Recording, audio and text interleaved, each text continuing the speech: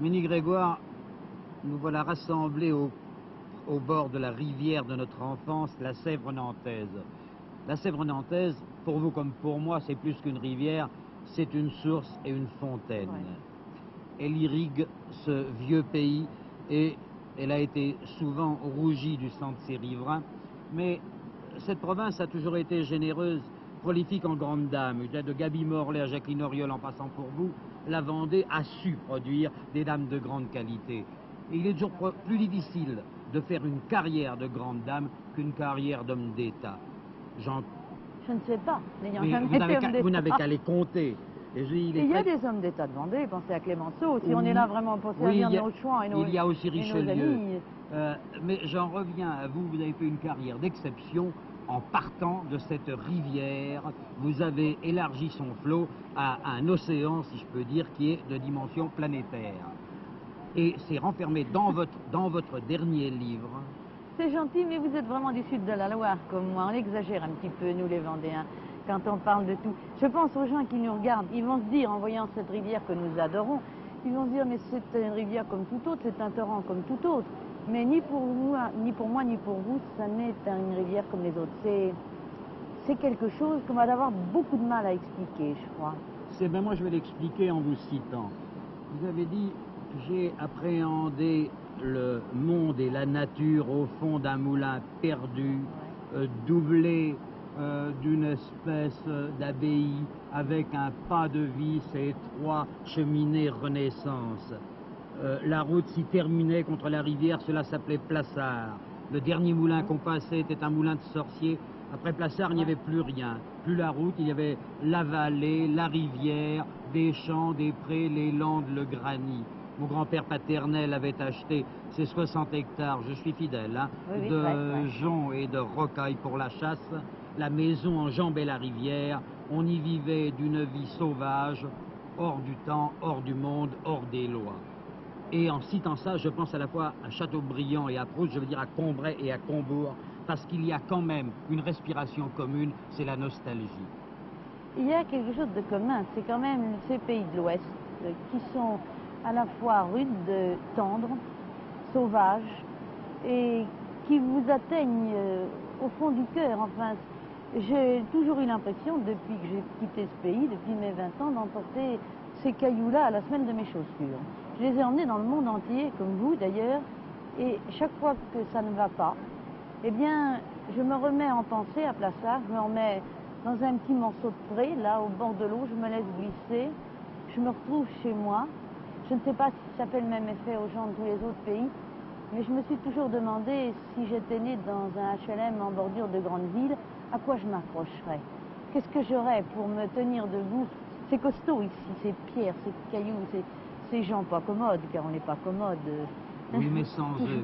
Vous avez écrit, sans les chants de mon ascendance, comment aurais-je pu passer la meule de mon éducation et de mon mode de pensée. Et dit, c'est le surmoi vendéen qui me vient de l'intérieur qui m'a permis de m'exprimer comme je me suis exprimé.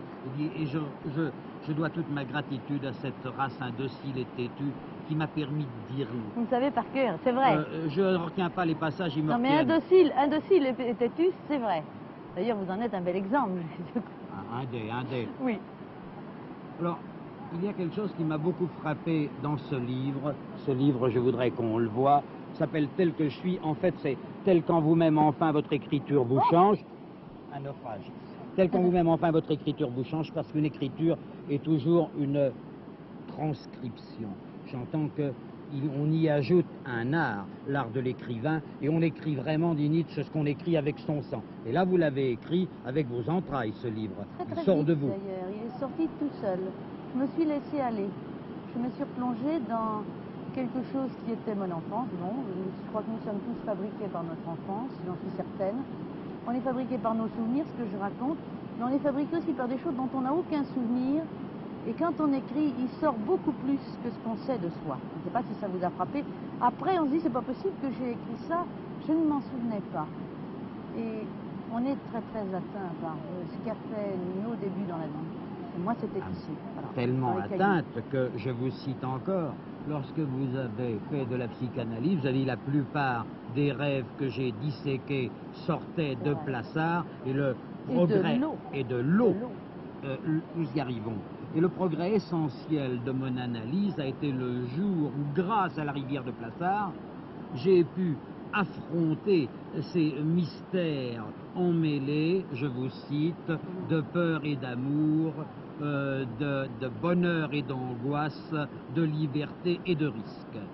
Ceci donc sortait de votre subconscient parce qu'il avait été nourri de cet élément chantant et liquide, de cette rumeur sauvage et sonore qui a bercé vos rêves de petite fille. On dormait d'ailleurs la nuit en entendant ces chutes. Ça ne s'arrête pas, c'est une compagnie.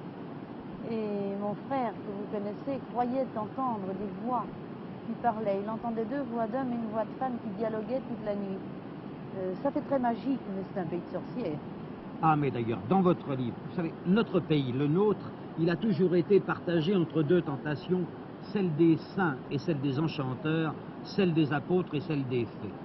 Et vous avez, dans votre livre, ce double reflet, l'univers magique et l'univers mystique. Quand Pierre-Emmanuel vous a traité de sorcière, il avait à moitié raison. J'ai d'ailleurs très bien pris. J'ai connu des sorcières, vous avez dû en connaître encore, justement dans la vallée. Pourquoi dans la vallée, je n'en sais rien, mais les sorciers et sorcières du ciel étaient les moulins. Comme le fameux Plassard dont nous sommes pratiquement à quelques pas de quoi nous sommes. Et je ne sais pas, il y a un élément dans l'eau qui nous change, qui fait que nous retrouvons au fond de nous une espèce de liberté. L'eau c'est féminin, vous savez, l'eau c'est maternel, même quand ça a l'air méchant, ce n'est pas si méchant que ça. Ah, voilà, moi, une chose qui m'a frappé, si je devais faire une analyse littéraire de ce livre, à Dieu ne plaise, il y a les éléments de Bachelard dans votre livre. L'eau, le père, la caverne, le serpent, la peur. Oui. Tout est enfermé, au moins dans les premiers chapitres, parce qu'il y a trois parties ici. Pardonnez-moi cette analyse enfantine et scolastique.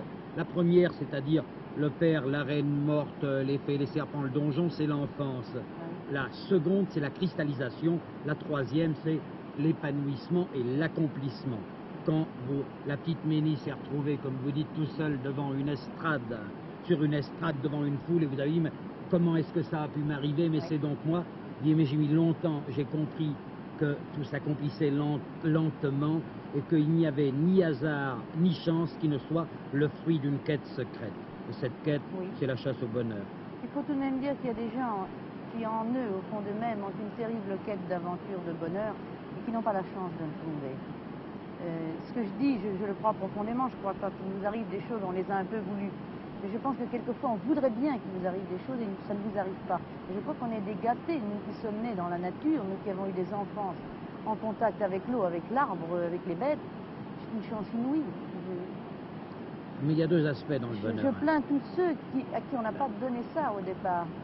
Qu'est-ce qu'ils écriront quand ils raconteront leur vie, quand ils voudront écrire plus tard? Des choses qui seront probablement plus cruelles, et peut-être très belles d'ailleurs, mais totalement différentes. Mais il n'y a pas de littérature du bonheur, vous savez, je crois. C'est très ennuyeux le bonheur, ça. Parce que c'est un équilibre d'inquiétude. Le vrai bonheur est un équilibre d'inquiétude, et ça, vous le reflétez très très bien.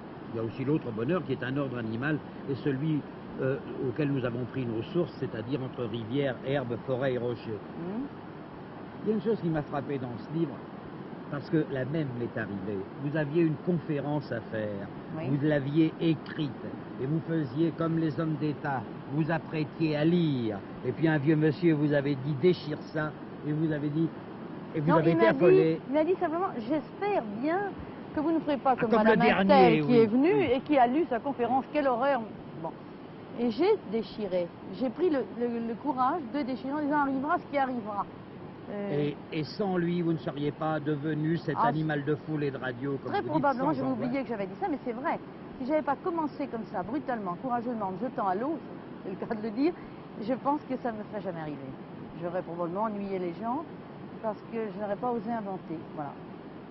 Alors, moi, ce qui me frappe dans votre livre, c'est que tous les chapitres sont jalonnés par des souvenirs, des références, des rappels, des comparaisons avec la Vendée et avec la rivière, avec la maison natale. Ça, c'est d'abord le levain et le ferment, et ensuite c'est le jalon, le rappel, le retour. Je questionne à 100 francs, Madame Mény-Grégoire. Quel est le grand écrivain vendéen qui, avant vous et dans toute son œuvre, a fait des rappels à la Vendée? Allez, vous avez perdu. À la Vendée, à la Vendée. Oui. Quel est le grand écrivain français? Ah si, Hervé Bazin. Non, c'est Victor Hugo. Oh.